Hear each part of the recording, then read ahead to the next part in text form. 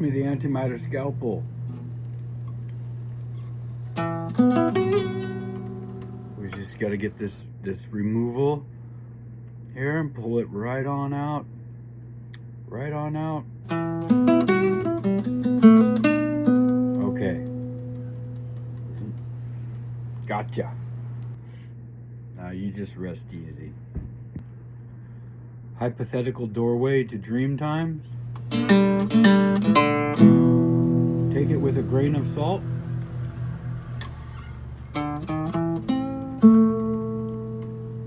Or take a licking and keep on ticking.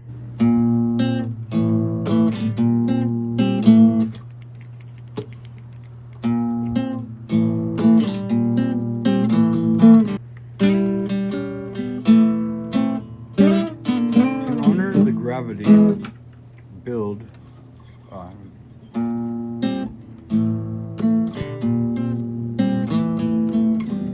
the gravity build, welling up of pasts through the providence of life, of whom we may historically share so as unresolved one on in incarnation, in return to confluences with any nexus hereafter.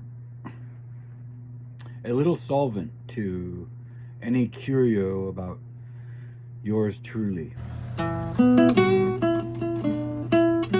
Other than unregardingly of whether I get downloads from angels, spirits, ancestors, or what eaves may be dropping, this I know intimately.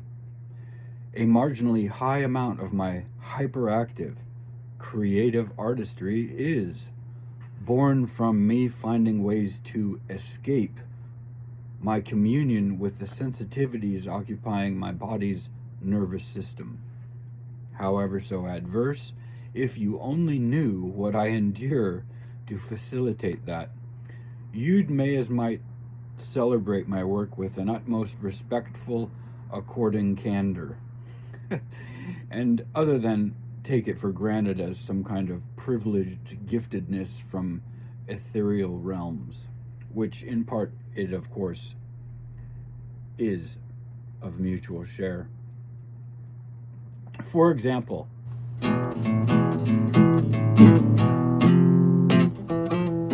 other than as a complaint, mind you, as I am inured via blankety blank plus years, going on 35, of having an implant in my head up in the back of my nasal passage here that fell out roughly 7 years ago while I was taking a shower, and I stupidly tossed it out the window thinking it was a rock that fell through the ceiling.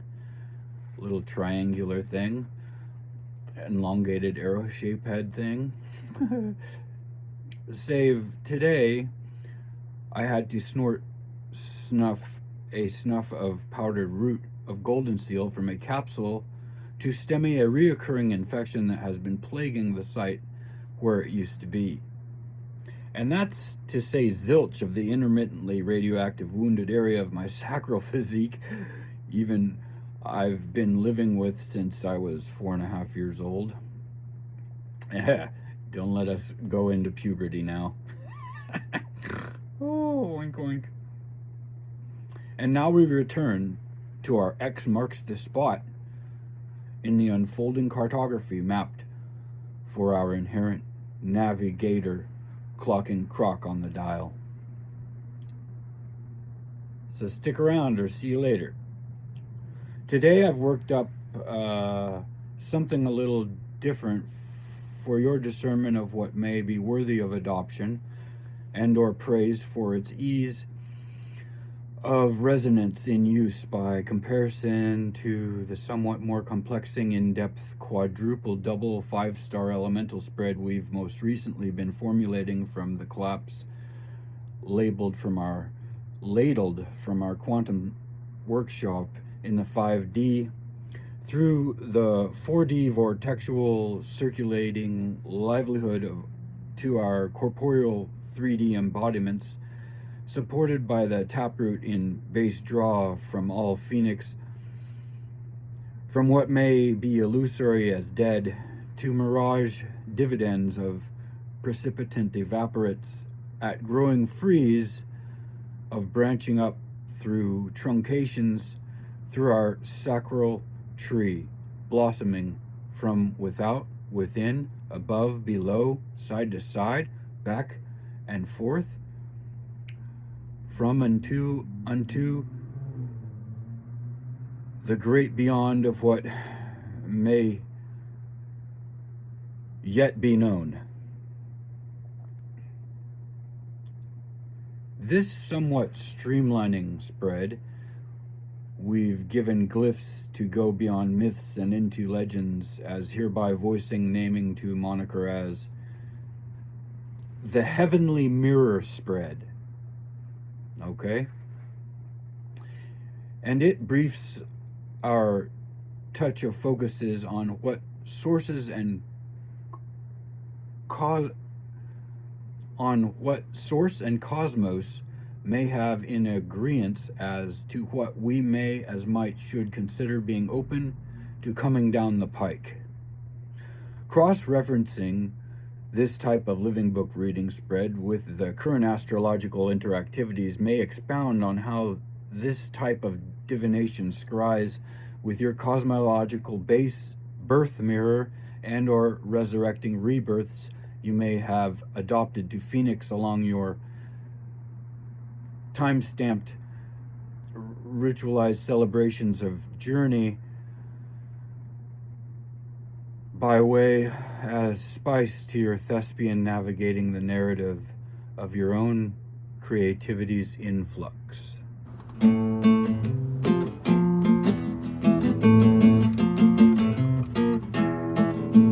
So,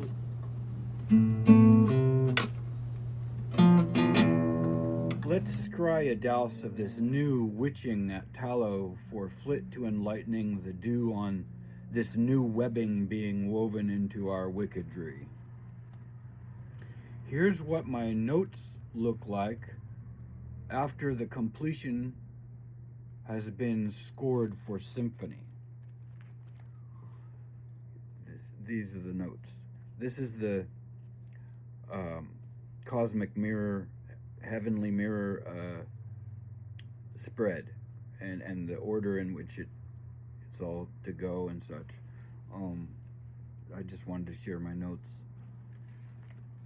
And I'm probably going to use them as reference as we pull the cards, because I've never done this spread before. Okay, so we'll break for momentary reprieve. Be right back.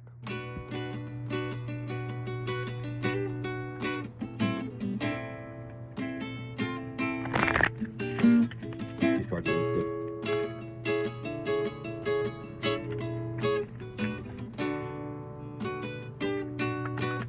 I'll try and speed up the shuffle, but I just wanted you to see that I'm not pre-picking the cards for this first reading, as it'll turn out how it does. Sometimes I do pre-arrange the draw without going from blind shuffle. I mean, I shuffle first and then draw, but there's no proof. I mean, there's still no proof. Okay, that's 3 times, and then how I see my peers do it, they like cut it back in 3 sections, and then fold it over. Okay, let's see what we're gonna get here. So, the first card, I'll have a diagram placed up here somewhere, but the first card of our heavenly mirror spread is the catalyst grounding base support, or what aspect of ours elves is being attractive to this heavenly possible futures. The base support we've got with the Empress here. So the Empress was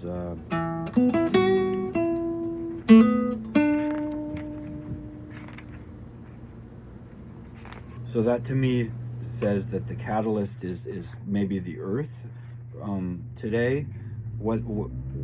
So we're just going to interpret that as the base catalyst to draw down the pike, or from the heavenly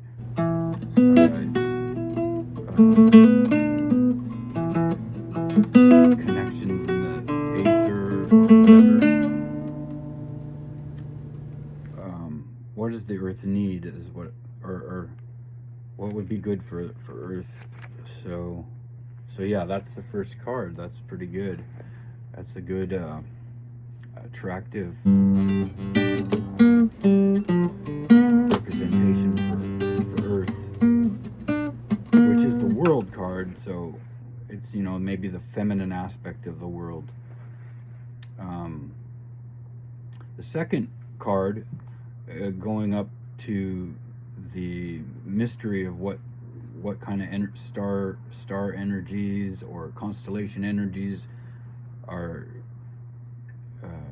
coming through to contribute to this. We've got the star's influence. So the star, and I'll you know, cut out this part where I'm going through looking up these cards.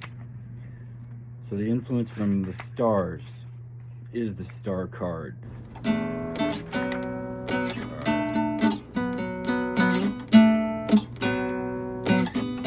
Looks like 17. Star Photon, Monica Rambeau. Quote, I strongly believe in the importance of each of the cultures that make up our country and the pride we should each have in them. No one should have to be ashamed of their children or who they in large part are. Monica Rambeau, Captain Marvel, 1989, number 2. The star represents a shining symbol of hope and inspires, as does Monica Rambeau, whether known as Photon, Pulsar, Spectrum, or Captain Marvel. Rambeau emits the sum of the brightest light in the universe. If you pulled Photon, Monica Rambeau, consider yourself surrounded by infinite pure energy to travel with you on your journey. The star contains the spectrum of the rainbow, encompassing the positive energy of the universe. Embrace your light. Be the shining star for others. As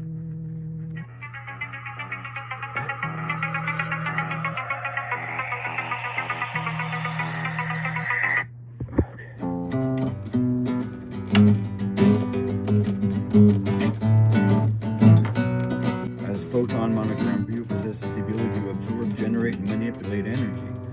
Star energy and light glimmer from afar, but buoy us in the darkest of times. Let Photon's energies and the star's light inspire and guide you on your chosen path. So, looking to the stars for what's coming down the pike here, to card number 3, which is the north node of the catalyst polarization that we started at ground base support for withdraw and return to sender up at the third card, which is representative of. So we've got the cosmic delivering from the star, and the corporeal target, which the base wants, is in most in need of on Earth here. What card do we have for this? We're going to get the 3 of Swords. It looks like Wolverine's claws. Yeah, so that's cool. So what does that mean? Like, we need to focus on how we cut back the green life, or what does that mean? What is this? The corporeal target is the tools we have, maybe it's the tools. So swords here. 3 of Swords. claws. Okay, so upright. Shink. Wolverine's adamantium claws represent the Three of Swords, full of pain, betrayal, hurt, and heartbreak. Logan knows these well. The sharpness of suffering and sorrow, claws slashing through bone and emotion, piercing the heart, while Wolverine hides deep-seated wounds with focused fury. His logic and wit transform the situation. Everyone falls, but your future depends on rising again, stronger, to fight. Swords display two sides. Pain is tempered with happiness. Appreciate joy when it comes your way. So that's pretty good. This particular deck does have reverse readings, but I'm not pulling those for this initial trial run of the Heavenly Mirror spread. The fourth card is what requires release for this adoption to occur. So number 3 was the target. So how to release the use of these tools, or what we've learned from this pain to transmute to happiness, to the road of happiness, onto happiness. We've got, for what requires release for adoption, the Fool. Only fools jump in? Or interesting. We'll read how the Fool, what requires release.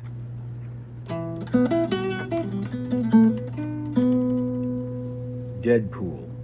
Whale Wilson. I can't keep looking backwards. I'll waste my life. I have too much to look forward to. So that we can keep what we learned from experiencing negativity, but not to dwell on it because it gets in the way of our happiness, right? So Deadpool, Wade Wilson, Deadpool, 2015, number 11. Hey you, yes, I'm talking to you, you fool. Well, you pulled this card. Know what that means? Life, adventure, action, excitement. You've stepped into the unknown. Chin up, eyes straight, whistle, take a chance. And don't waste a single minute. The Fool, you, me, everyone, has absolutely no clue about the final destination.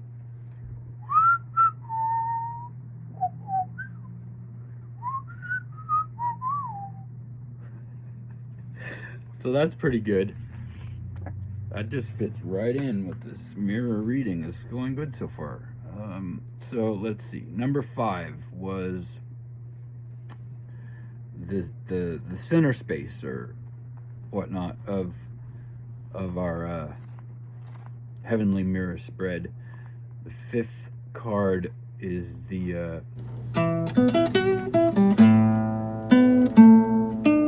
what occurs from this translation. It's the translation through prism. Excuse me. I guess, I mean, before I even pulled a card, I can see that it's like takes something from translucency through the prism. It becomes solidified. And the card we're getting for that is, it looks like, I think is it the 9 or 10 of Wands? I don't know. I'm not sure about Roman numerals. But it's, yeah. So we'll check out the 10 of Wands. The X of, it doesn't even tell me. Smart asses. I think it is 10. So Ultron's helmet.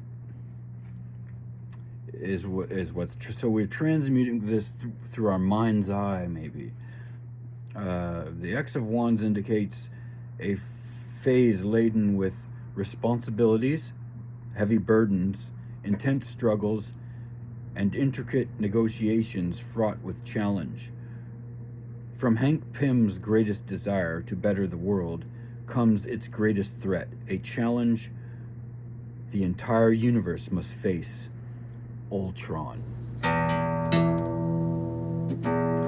Wow, so the transmutation through the prism of Ultron's third eye helmets, like Ezekiel or somebody, or Metatron or whatever, is the transmuter to the physical realm. Anyway, so that's how we can be above any emotional disturbance held in our memories, with our third eye looking forward creatively with what we've learned from what we're not dwelling on, right? I think that's what this says. So that's good. Transmutation, or translation through prism. And moving that on from there, from 4 to 5 to 6. 6, I love that number. I love all numbers, golly gee. We've got the Emperor.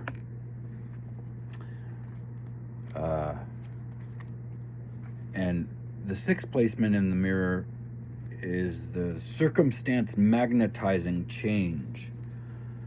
So the masculine, like harnessing and coalescing, versus but in good mirror of the Empress, nourishing and expanding and enveloping and homing.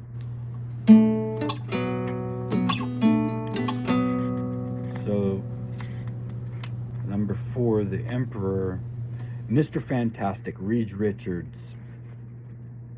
Lack of understanding leads to fear. That fear is already there, festering.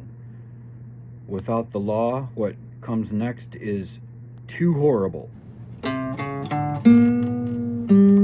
Mr. Fantastic, Reed Richards, Fantastic Four, 1998, number 542.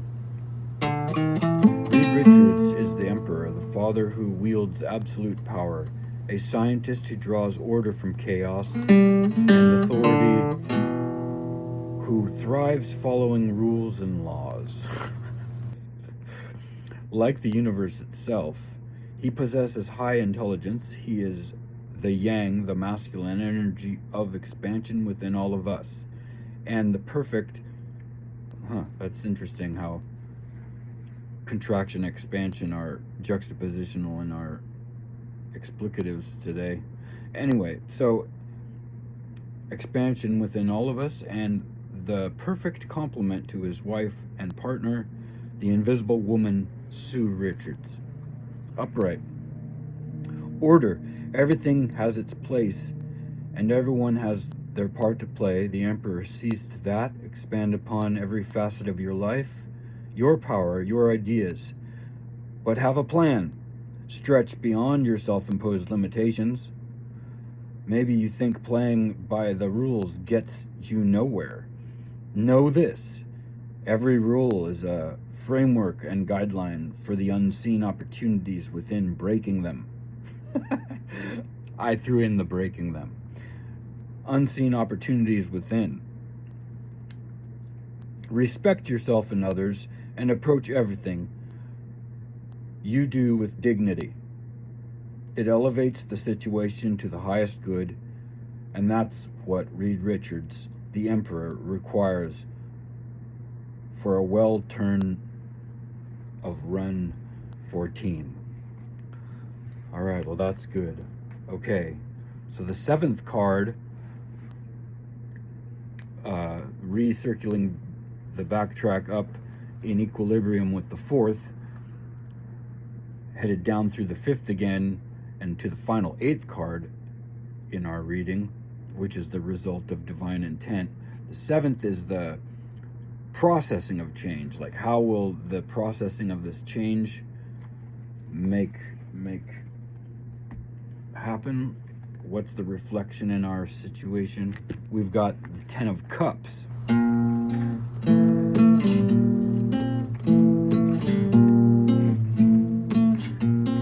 Jeff, the land shark.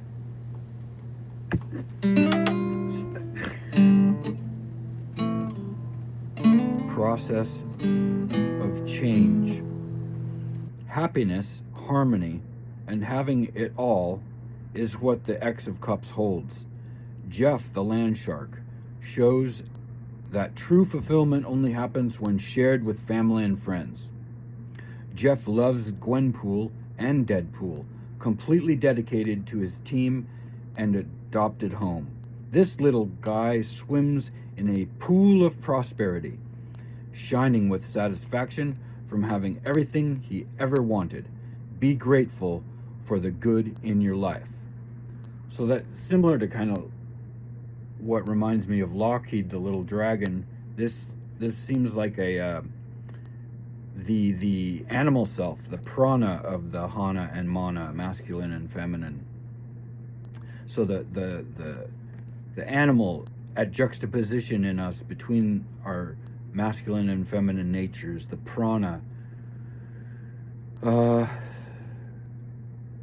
And also maybe it's saying how to process of this change is like my mom was telling me yesterday. She's going to start these new types of prayers where she's envisioning her loved ones already basking in health and well-being and prosperity and such like that. She said she was going to do that. So I think that's pretty cool. That's what this interprets for process of the change to me right now. And the 8th card, the divine result of this, I don't know if that's going to be hit or miss, but we'll see. We've got, oh wow, the Wheel of Fortune. Yay! Are we happy or are we happy? Let's dance. What's your happy dance look like?